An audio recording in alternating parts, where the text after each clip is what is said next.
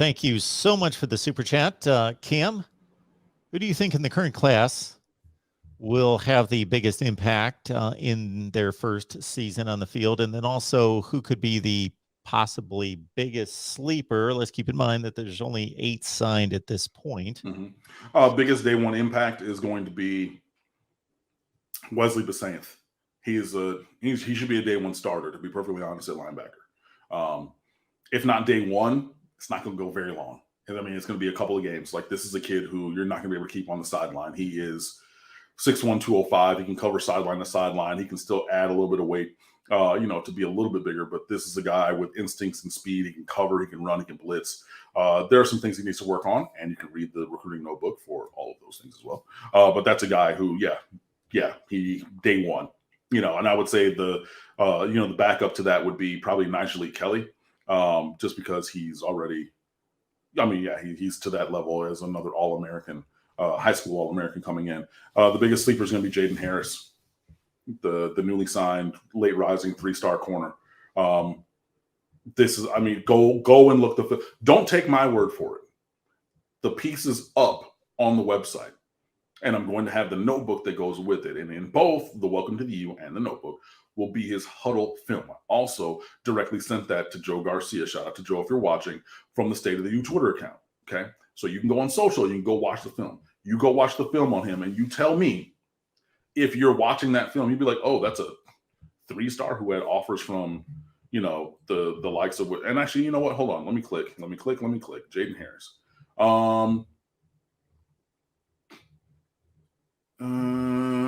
Sorry, give me 2 seconds. Come on, computer. There we go. I mean, like Massachusetts, the Citadel, UCF, Jacksonville State, South Dakota. You know what I mean? There's probably one even before that. Those are the teams that are offering him with committable offers. Okay.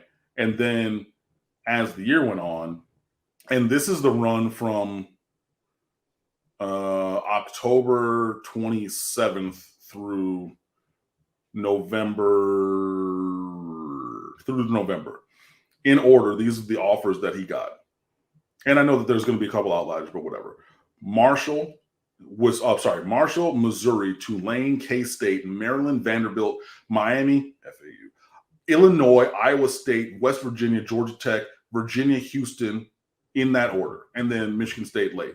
Like, those are Power 5 teams, you know what I mean? And they all, like, in that same month range, all of a sudden came out. You go watch that film, and you're not going to see a 3-star or a guy who shouldn't be able to play here. I mean, I think that there is development that's needed, but I think that, and again, there's only 8 guys, but I would say that would be the sleeper.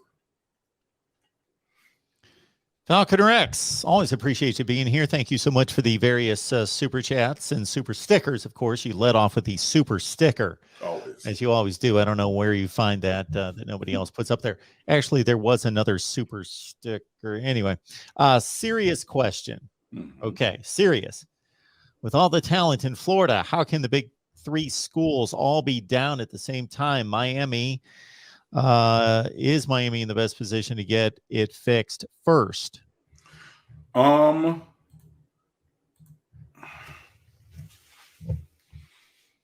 have my thoughts on this one too. They won't be nearly as educated, but I think that Miami is in the best position, both with geography and hopefully with the staff, the full staff that comes here. But yeah, I think that they have the best recruiting head coach. He is a guy who's dominated recruiting at multiple stops. You see what he did at Oregon. I know he's leveraging a lot of California in that, and I know that was probably going to dry up a little bit with Lincoln Riley at USC, but still, when he was there, job got done. See what he did when he was at Alabama, job got done. There was even movement with guys in the month that he was here at Miami, after he got let go from FIU. And then Alabama was like, oh, hold on, wait, no, come on down the road. And you get that. But yeah, due to the proximity to the talent, and I think to the recruiting acumen of the head coach and the guys who he's going to bring in, I think that, yes, Miami's in the best place to get the talent acquisition from South Florida in line, and the whole state of Florida, but more in line with what should be expected than the other programs are. Billy Napier got Kamari Wilson, the 5-star safety. That's a really good pull. Hey, Mike Norvell, yeah, they had a lot of misses today, but they also have like a top 20 class overall. Even though like losing in Travis Hunter is transformational because he is a transformational player, a generational player. I mean, that kid is incredible. But then you miss on other guys. You have Nicely Kelly's teammate, Mortimer or something, or that might be his last name. He flips, Devon Mortimer, that's his name. He flips from FSU in the same division to Louisville on signing day at the same signing day ceremony where Nicely Kelly signs with Miami.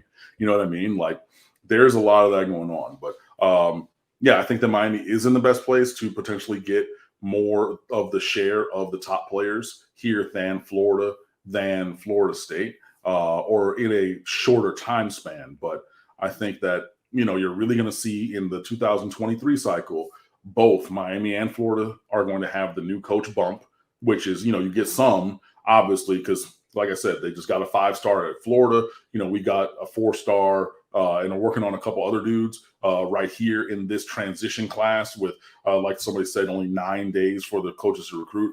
We've already seen movement here. So they're going to both, Miami and Florida, get bumps. And they might, fight against each other for a lot of these kids because in-state kind of a thing. So you're going to see that. To me, it's really interesting to see what happens at Florida State, both on the field and off. So on the field in terms of performance and then off the field in terms of recruiting. But yeah, I would say probably in the order of getting it right as per the question, Miami, Florida, Florida State, in that order.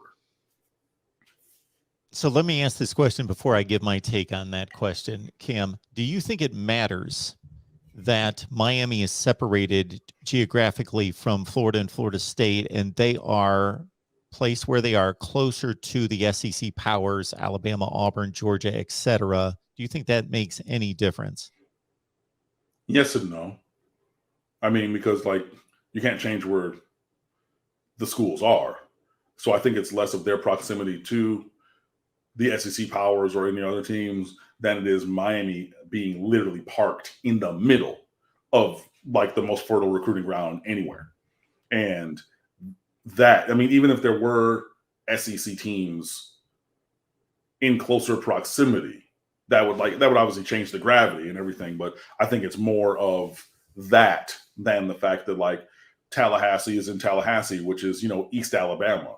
You know what I mean? Like they're still going to go into South Georgia. They're going to go into Jacksonville. They're going to go into Polk County. They're going to go into these places and still get talent. They're going to come into Miami, because you got people, from down here. Bradley Jennings Sr. from Miami went to Florida State. His son came to Miami and then eventually left.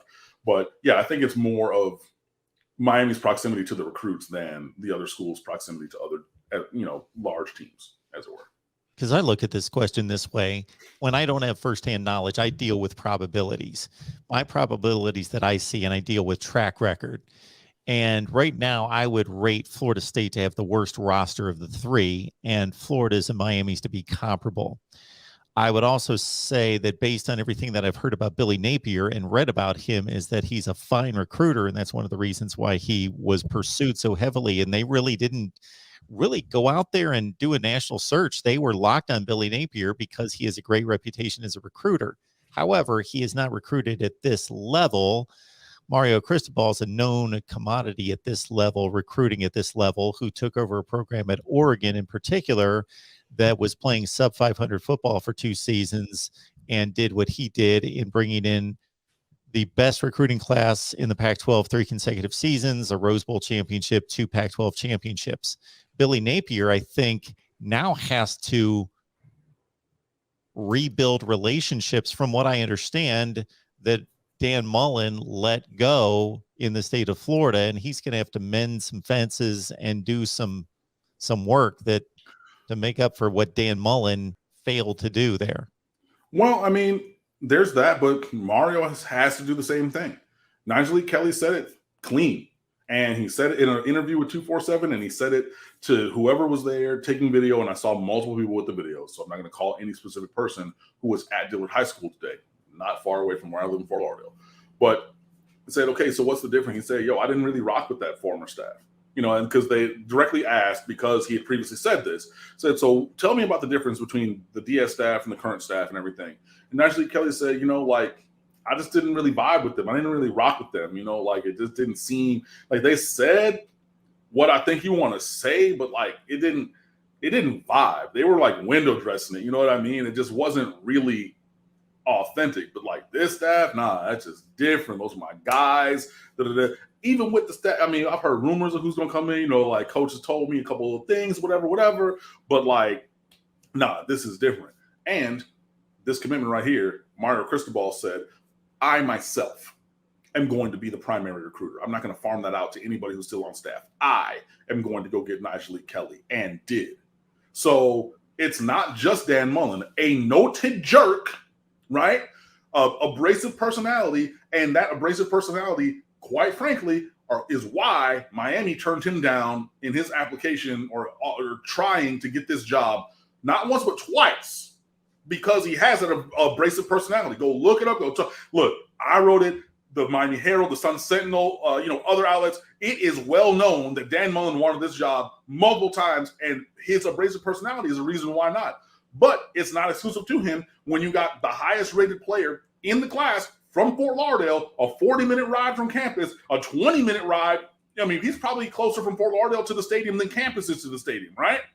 And he wasn't really, and Nyjalik Kelly still, in spite of that, showed up all these times. He took like 10, 11 unofficial visits to Miami. Why? Because he wanted to be at Miami. And he's, again, looking for a reason. That's all you got to give most of these kids. I don't need the Martin Luther, like the medieval Martin Luther 95 theses of why to come to Miami. These kids need like half a reason.